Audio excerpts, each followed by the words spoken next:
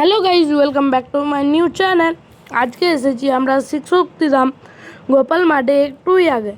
আর এইখানে আমাদেরকে যদি ভিতরে যেতে চান তাহলে এখানে কিন্তু চটি খুলে আপনাদেরকে ভিতরে যেতে হবে। ভিতরে যাওয়া যাক।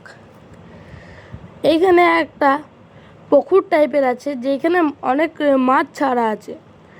এইখানে কিন্তু একদম লেখা আছে যে নো এন্ট্রি, এখানে কেউ ঢুকবেন না। এইখানে ঢুকতে এখানে একটা ফিল্টার এবং সিটিং অ্যারেঞ্জমেন্ট দেখা যায়। গেটটা দেখলাম আমরা।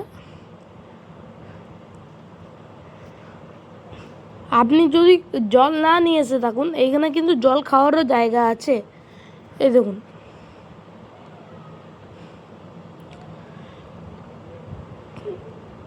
এইখানে আপনাদেরকে আগেই দেখালাম যে এখানে মাছ ছিল। এটা পুকুর টাইপের সামথিং করেছে। এখানে মানুষ কিন্তু জলও খেতে পারে, এটা পিওর ফিল্টারের সাথে আসে।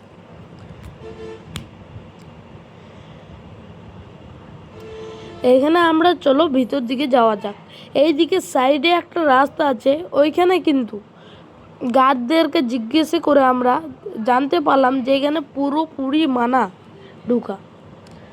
এবার আমরা মেন মন্দিরে চলে এসেছি। এইদিকে হাবন করার জন্য জায়গা আছে।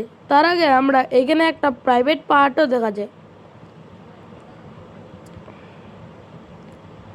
এখানে প্রাইভেট পার্ট, এখানে পুরোপুরি ঢোকা নিষেধ। এখানে পুরোপুরি ঢোকা নিষেধ। হ্যাঁ, এখানে কোনো চিৎকার চেঁচামেচি শুনতে পাবেন না, কারণ যে আমি ভিডিওটা করে আমি পরে ভয়েস দিচ্ছি। তো এখানে আসল মন্দিরের কাছে চলে এসেছি আমরা। মন্দিরটা কিন্তু দেখতে খুবই সুন্দর। আমরা এইখানে আরতি হচ্ছে, আরতি ভিতরে খাবার দেওয়া হয়েছে, প্রসাদ। তো দেখা যাক আমরা কি অত লাকি পারসন যে ঠাকুরকে দর্শন করতে পাবো। এইটা 6টা বেজে সামথিং টাইম। তো এইখানে আরতি হয় এবং প্রসাদ দেওয়া হয়। দেখা যাক গেটটা, আমরা বোধহয় গেটটা খুলবে জানি না, বাট এখানে সিটিং অ্যারেঞ্জমেন্ট আবার জায়গা আছে। এখানে আপনি চাইলে তো ফটোও তুলতে পারেন।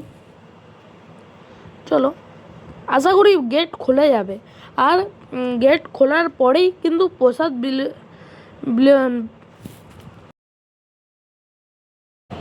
তো এইখানে আমরা দেখতে পাবো আজকে ঠাকুর আমাদের দর্শন হয়ে যাবে। ওই ঠাকুর রয়েছে, ঠিক আছে, দর্শন হয়ে গেল। চলো আমরা একটু এদিকে নিচে আরে যাওয়া যাক, নিচের দিকে।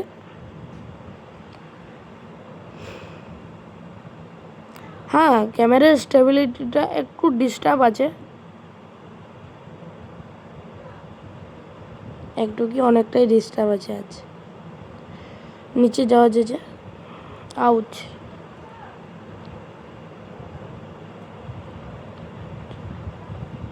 এদিকে প্রাইভেট জায়গা আছে, তো তোমাদেরকে উপরে যাওয়ারও রাস্তা আছে, কিন্তু উপরে যাওয়া এলাও নেই। এখানে যারা কাজ করে এবং উপরে গার্ডস আছে, ওরাই যেতে পারে। আজকের ভিডিওটা এই অবধি। নেক্সট ব্লগটা ভালো লাগলে লাইক করে যাবেন। Bye bye.